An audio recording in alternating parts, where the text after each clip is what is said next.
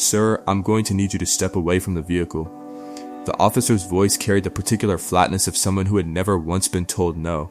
He was 26 years old, with a press uniform and a jaw set like concrete, and he was standing on the sidewalk outside the Delmore Municipal Complex on a Wednesday morning in October, blocking the path of a man in a gray wool coat who was doing nothing more threatening than walking toward the front entrance with a leather briefcase in his hand. The man in the gray coat stopped. He looked at the officer. He did not raise his hands. He did not raise his voice. He simply stood still, the way a deep-rooted tree stands still in wind that doesn't know what it's touching. "Sir," the officer stepped closer. His hand drifted to the radio on his shoulder.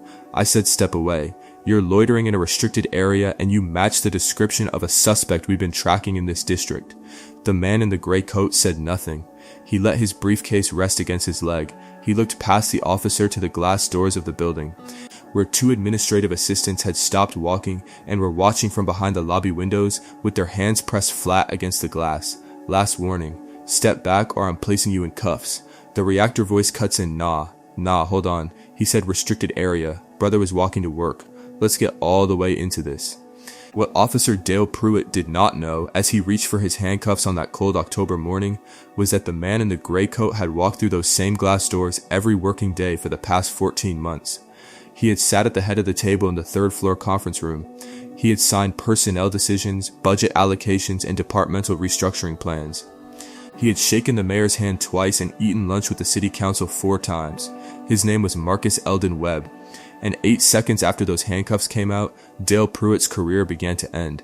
Marcus Webb grew up 40 minutes south of Delmore in a town called Ardsley that most people drove through without stopping.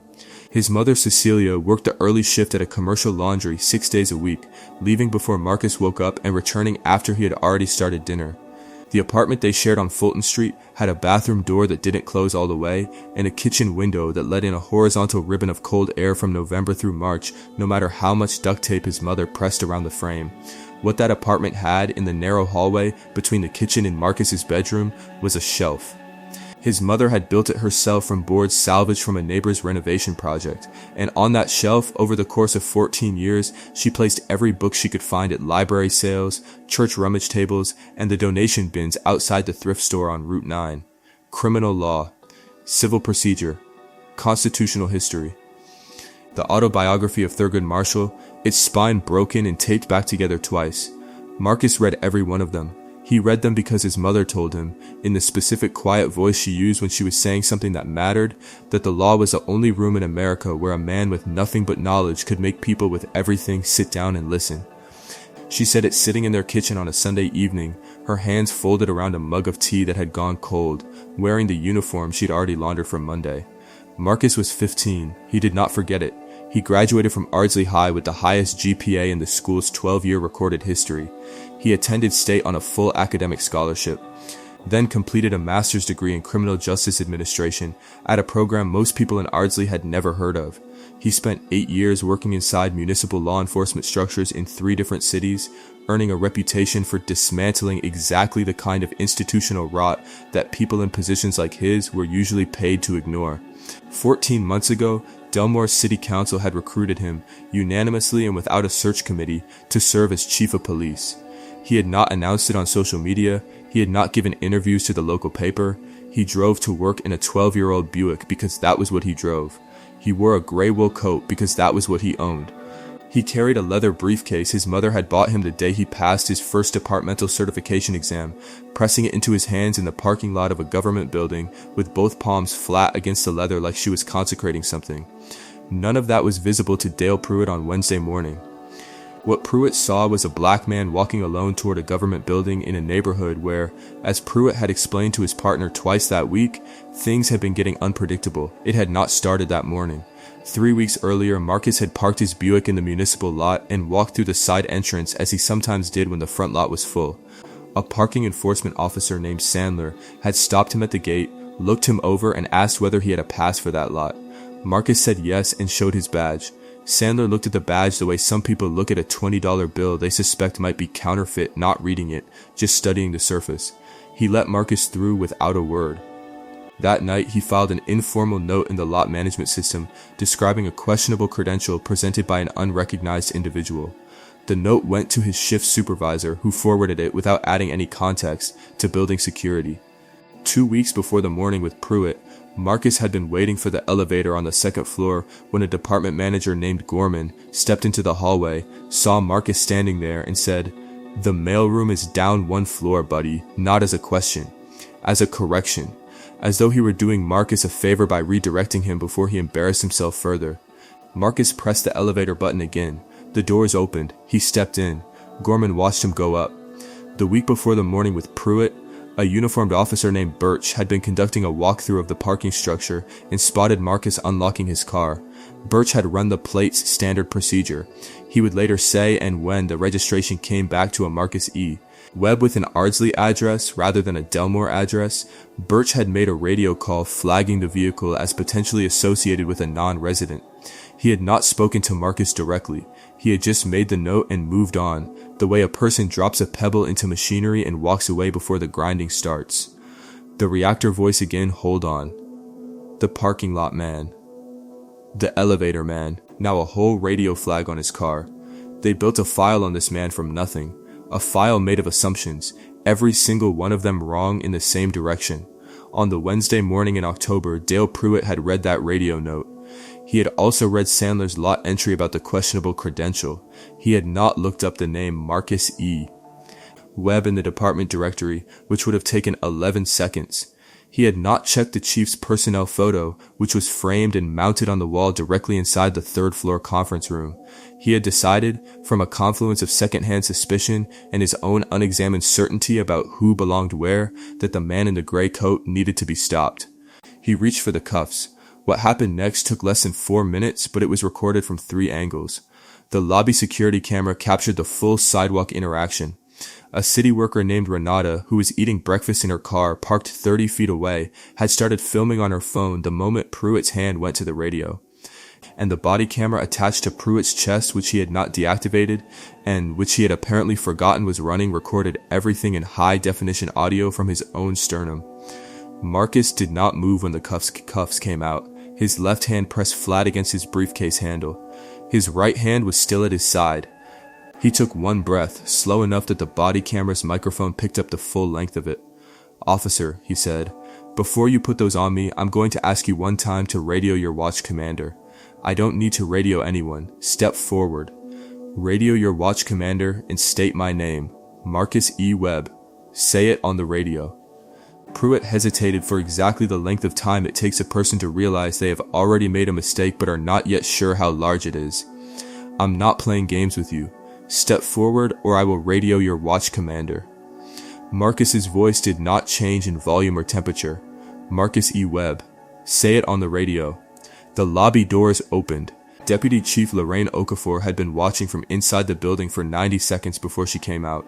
She was 53 years old and had 30 years in the department, and she walked through those doors the way a person walks toward a fire, not running, not hesitating, moving with the specific purposefulness of someone who knows exactly what they are going to do. She stepped between Pruitt and Marcus, turned to face Pruitt fully, and said, in a voice that every person in that parking area could hear, "Officer Pruitt, you are currently standing in front of the Chief of Police of the Delmore Police Department. Remove your hand from your equipment and step back." Dale Pruitt did not move for 3 seconds. In those 3 seconds, the body camera recorded Renata's car door opening as she stepped halfway out to see better. It recorded the sound of the lobby doors opening again as 2 more department employees came out. It recorded the ambient noise of the morning traffic, wind, a distant bus, and then it recorded the sound of handcuffs being clipped back onto a belt. Yo, the deputy chief came out. She has been watching this whole time. She waited. She let that camera run. She waited until there was no version of the story where anyone could say it didn't happen. I need you to understand what she just did. The watch commander's name was Captain Elias Dunmore. He arrived in the parking area 4 minutes after Okafor's call, which meant someone had already gotten to him faster than the radio. He came through the side door with the look of a man who has received news he cannot unreceive. Dunmore had been Marcus Webb's supervisor for 6 weeks when Marcus worked in a neighboring county 8 years ago. He knew exactly who Marcus was. He had known for 14 months that Marcus Webb was the chief of police in Delmore. He had also known, because he was the kind of man who processed discomfort by making it administrative, that 3 separate staff members had filed informal notes about a black male behaving suspiciously in and around the municipal complex, and he had done nothing with any of those notes except store them in a folder he intended to deal with eventually. He stood in the parking area and looked at Marcus Webb standing on the sidewalk with his briefcase and his gray coat, and the absolute stillness that had not changed since Pruitt's cuffs came out. "Chief Webb," Dunmore said. "Captain." Marcus looked at him without expression. What followed was not a scene that anyone who was present would describe as comfortable. Dunmore pulled Pruitt aside. He spoke to him for 90 seconds in a voice too low to capture clearly on the body camera, though several words were intelligible, including credentials, directory, and the phrase "every single morning" delivered with the emphasis of a man who understood the full weight of what he was saying. Pruitt's face during those 90 seconds moved through several distinct phases. It arrived at something that was not quite recognition and not quite remorse, but was adjacent to both, the way a house fire leaves something that is adjacent to warmth. The formal review board convened 11 days later. The footage from 3 angles was submitted as evidence. The parking system note from Sandler was retrieved and entered into the record. Birch's radio flag was pulled. Gorman's behavior had no formal documentation because it had never been written down anywhere, but 3 witnesses in the elevator area confirmed what had happened and submitted written accounts.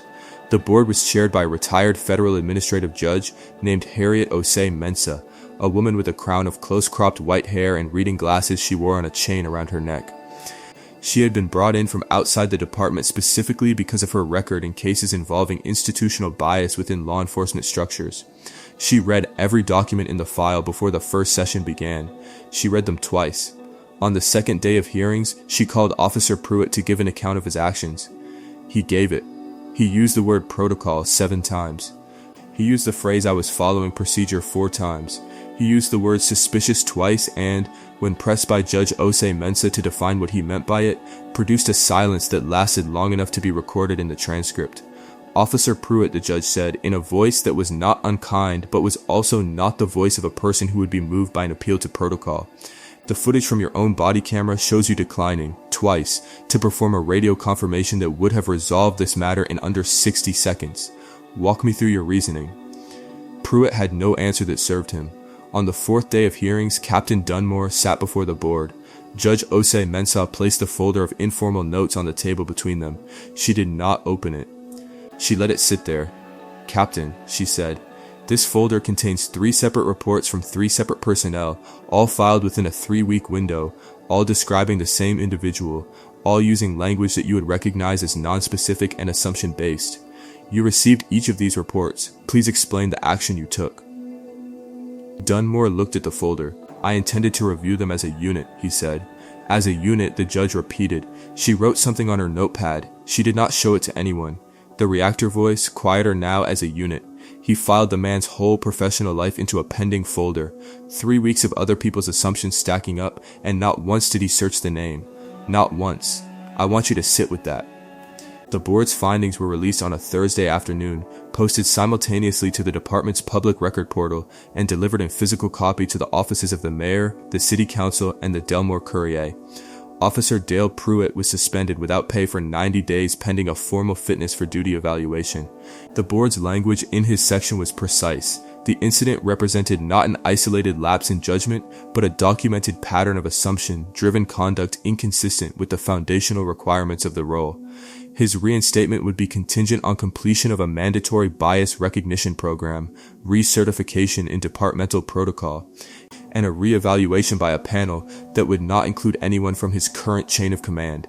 Captain Elias Dunmore received a formal written reprimand entered permanently into his personnel file, a demotion in administrative rank effective immediately, and a directive to complete the same mandatory program as Pruitt, with the additional requirement of submitting a written report to the board on systemic reporting failures within his command structure within 60 days. Officer Birch and Parking Supervisor Sandler each received formal documented warnings. Gorman, who was not a sworn officer but a department manager, was referred to HR for a formal review under the city's institutional bias policy. a process his direct supervisor noted had been available for 3 years and had never once been invoked in his department before that week. The board's closing section addressed structural reform. Judge Osei Mensah had included it herself, writing the language in her own hand before it was typeset.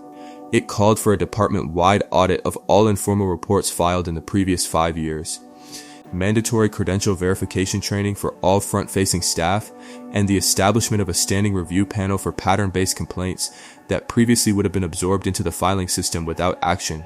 She did not circulate the draft for comment before submitting it. She did not need to.